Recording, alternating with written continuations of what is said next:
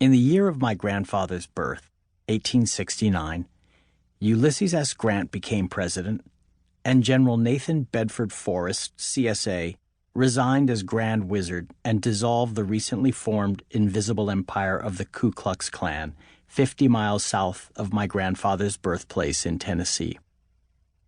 On the day of my grandfather's death in 1960, John F. Kennedy was campaigning for the Democratic nomination for president, and Martin Luther King Jr. was holding a strategy session in Montgomery, Alabama, on the new student sit-in movement.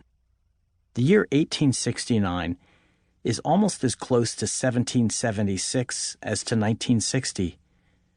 Born in the 19th century, dying in the 20th, George Huddleston lived mentally in the 18th, the century of yeoman farmers and revolutionary Democrats.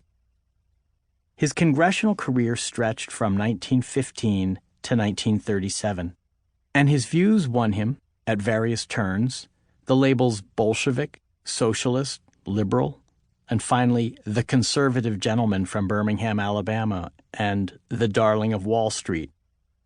But at the most difficult moments, when his political life was on the line, he always called himself a Thomas Jefferson Democrat. To him, the meaning was self-evident. In fact, the term encompassed a set of complications, even contradictions, that originate in Jefferson himself and the Revolutionary Age, when the new republic was working out what kind of society it wanted to be. By our standards, George Huddleston ended his career repudiating everything he had stood for at the start. By his own lights, he remained true to a core of belief, the heartwood within the rings of modern interpretation, something old and hard and knotty.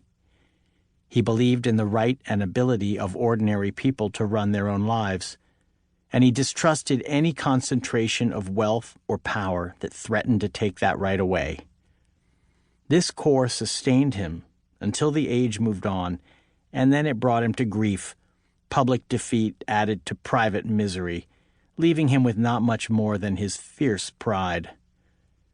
When I was a boy, my grandfather meant little to me. He was the Solomonic figure at the center of my mother's tales about a raucous household of 5 children. The stories always followed the same path, from civil war or rebellion to gruff, essentially good-humored restoration.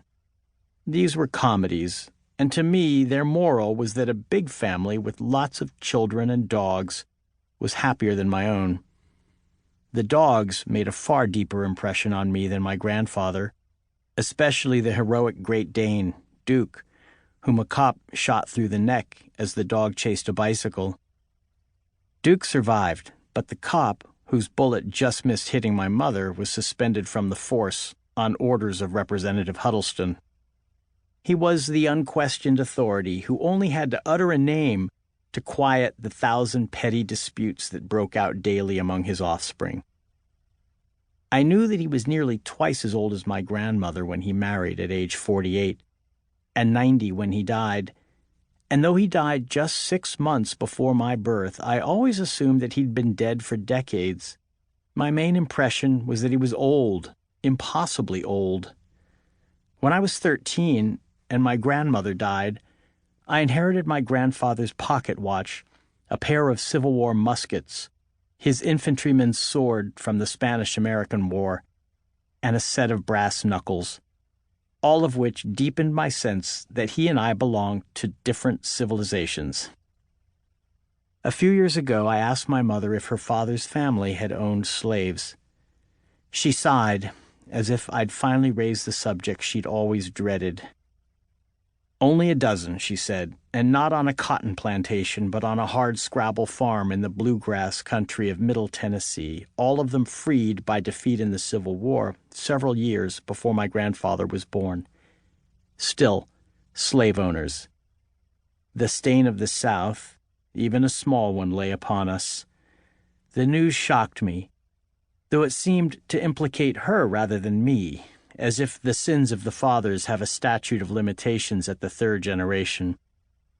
Instead of personal culpability or the heavy hand of ancestral guilt, I felt mildly excited to learn of the family's connection to the great American crime. History, any history, confers meaning on a life.